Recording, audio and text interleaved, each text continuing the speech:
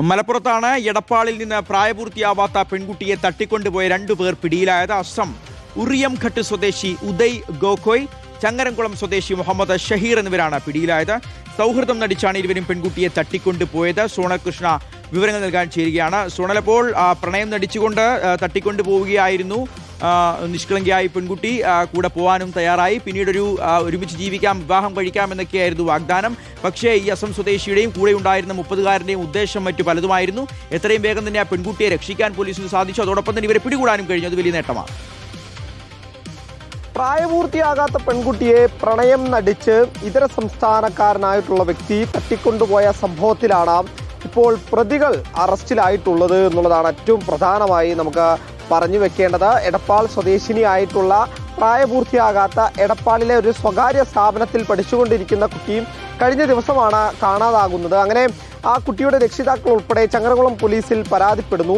അങ്ങനെയാണ് പോലീസ് ഈ വിഷയത്തിൽ അന്വേഷണം ആരംഭിക്കുന്നത്. അന്വേഷണം തുടങ്ങിയ പ്രാഥമിക ഘട്ടത്തിൽ തന്നെ ഈ കുട്ടിയെ ഒരാൾ, അതായത് ഈ അസം സ്വദേശിയായിട്ടുള്ള ഒരു വ്യക്തി ഇത്തരത്തിൽ പ്രണയവലയിലാക്കിയിട്ടുണ്ട് എന്നുള്ള വിവരം ലഭിക്കുന്നത്. അതിൻ്റെ അടിസ്ഥാനത്തിൽ പോലീസ് കൂടുതൽ പരിശോധന നടത്തുകയായിരുന്നു.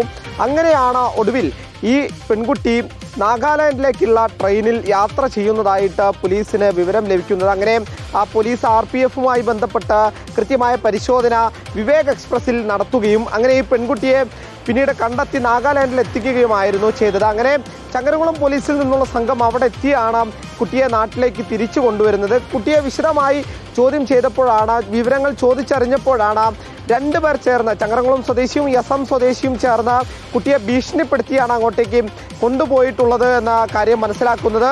ഈ കുട്ടി വീട്ടിലേക്ക് വിവരങ്ങൾ അറിയിക്കാതിരിക്കാൻ വേണ്ടിയിട്ട് ഈ പെൺകുട്ടിയുടെ മൊബൈൽ ഫോൺ ഉൾപ്പെടെ ഇവർ കൈവശപ്പെടുത്തി വെച്ചിരിക്കുന്ന ഒരു സാഹചര്യമായിരുന്നു. അങ്ങനെയാണ് ഈ കുട്ടിയെ വിവരങ്ങളൊക്കെ തന്നെ ഈ പോലീസുമായിട്ട് പങ്കുവയ്ക്കുന്ന സാഹചര്യം ഉണ്ടായിട്ടുള്ളത്. പലതരത്തിൽ മാനസികമായിട്ടും ശാരീരികമായിട്ടും ഈ കുട്ടിയെ ആക്രമിച്ചിട്ടുണ്ട് എന്നുള്ള വിവരം ഉൾപ്പെടെ ഈ കുട്ടി പോലീസിന് മൊഴി നൽകിയിട്ടുണ്ട്. ഇപ്പോൾ ഇതാ 2 പ്രതികളെയും പിടികൂടി പോലീസ് അറസ്റ്റ് രേഖപ്പെടുത്തിയിരിക്കുന്നു എന്നുള്ള പ്രധാന വാർത്തയാണ് നമുക്ക് ലഭിക്കുന്നത്. എന്തായാലും 2 പ്രതികളും പിടിയിലായിട്ടുണ്ട്.